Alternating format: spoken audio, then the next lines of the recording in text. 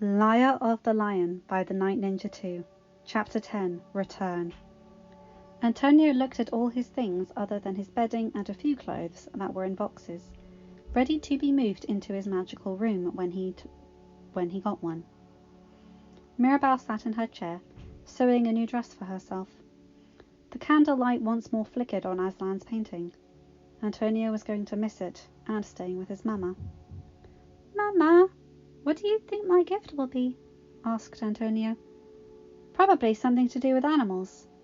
And before I forget, here," said Mirabelle, reaching into her drawer and pulling out a box. Antonio took it and opened it to reveal a small plush of Aslan. "So you can always have him watching over you," said Mirabelle. "Why are you making a new dress?" asked Antonio. "I don't know.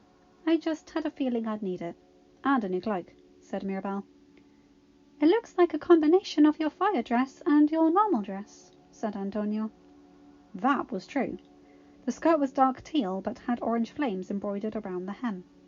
The teal of the skirt turned into a teal and orange fire going up the royal purple bodice, and golden butterflies adorned the sleeves like golden sparks flying from the flames.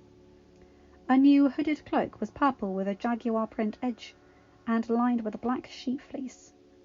Mirabelle always had a sword with her now, and chainmail armor gifted to her by Mariano for her 15th birthday. She had made a few adjustments for comfort and style. Aslan's crest embroidered into violet silk with leather padding for extra precaution. Louisa had gotten good enough that they were fencing with blades exposed now, so the protection was needed.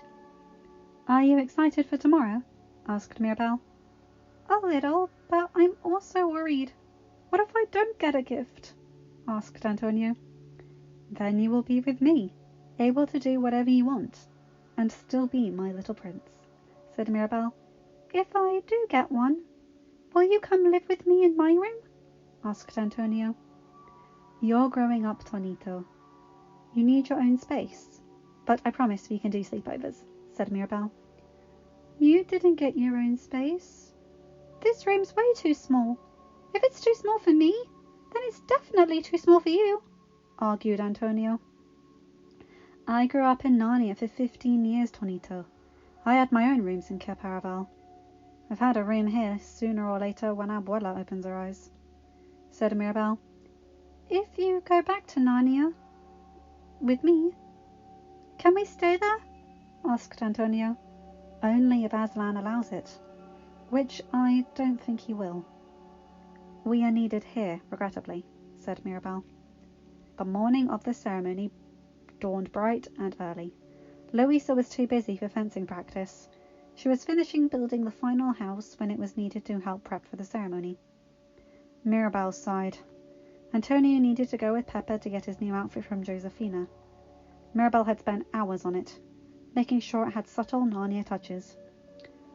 "You're very aggressive with your shots today," said Mariano. "I'm just annoyed at a lot of things," said Mirabelle with a sigh. "Mira, my mother and your abuela have been talking about me joining the madrigals. I don't speak with any of them other than your sister Louisa and yourself, so I'm a bit worried about what they could be planning," said Mariano. "Mariano, I like you as a friend. If our ages were closer, then I'd consider something more, but right now, the answer is no." "I will make sure Alma understands," said Mirabelle. "I think they were talking about a courtship because of the age gap," said Mirabelle. "My answer is still no," said Mirabelle. "I understand. And perhaps in a few years, if I have not found anyone else, perhaps we could make an attempt," said Mariano.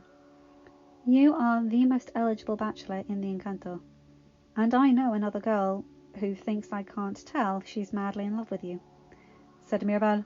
"Who?" asked Mariano. "Can't tell you. She needs to work up the courage to ask you on her own. And no, it's not Louisa," said Mirabelle. "Mira, the man who grabs your heart will be the luckiest man in the world," said Mariano. "He'll have no idea what he's let himself in for," said Mirabelle, loosing another arrow. "Have you named this sword that Louisa gave you for your birthday?" asked Mariano. Morendo. It's a musical term that means to die away. I think it fits a sword quite nicely, said Mirabelle. I was with her when she commissioned it from the blacksmith, because I also needed to commission your armor. I am sorry your birthday wasn't the party you deserved. I don't know how your grandmother convinced the town to not start preparations. I think half of them had set stuff aside because they expect you to be getting a party later because Antonio's ceremony has the family so busy, said Mariano. I've given up hoping to have a proper birthday. Josefina was kind enough to give me a small cake that day, but I know Alma will keep making excuses to the town as to why nothing has been done or commissioned for my quince, said Mirabelle. Don't lose hope. Many of the townspeople are questioning Alma's treatment of you. You'll have your quince when the curtain falls on the facade of the perfect madrigals. And when you do, I'd be honored if you chose me as your escort. I am your best friend, after all, said Mariano. Mirabelle laughed. Oh, all right. If I get my quince, you can be my escort, said Mirabelle. Not if, Mirabelle. When, said Mariano. Mirabelle had her bow and quiver still on when she and Mariano found Antonio hiding under his bed. The little guy was really nervous about his ceremony. He wanted both Mirabelle and Mariano to walk him to his door. Abuela's withering glare made a few people mutter, but Mirabelle was calm, trying not to remember when she had walked this same path as a child. Antonio touched his door, and a toucan landed on his arm. Young one! Different magic is afoot. Take your mother's hand, said the toucan. Antonio didn't question it. The pulling feeling had started, and he looked at Mirabelle. Mariano's hand was still on her shoulder in support. Antonio reached out to take her hand, and the door in front of them vanished into a white light, and so did everything else except the three of them. Mirabelle gasped. She knew this air, this magic. Narnia! She whispered, tears of joy in her eyes. Mariano looked confused, but Antonio began bouncing with excitement at hearing that one word. They heard voices and excited splashing sounds. Mirabelle felt like her heart was going to beat out of her chest. She ran, practically dragging Antonio and Mariano with her. Peter! Susan! Edmund! Lucy! She cried out. The four people turned to face the girl who had just come running out of the same forest they had not long ago. Mirabelle! They all shouted, running to her. She was home, back in the arms of her family. Look at you! You barely changed since the last time we saw you, said Edmund. I went back to the Encanto, back to the Madrigals, and was 5 again. It's been 10 years, said Mirabelle, burying her face into Peter's shoulder.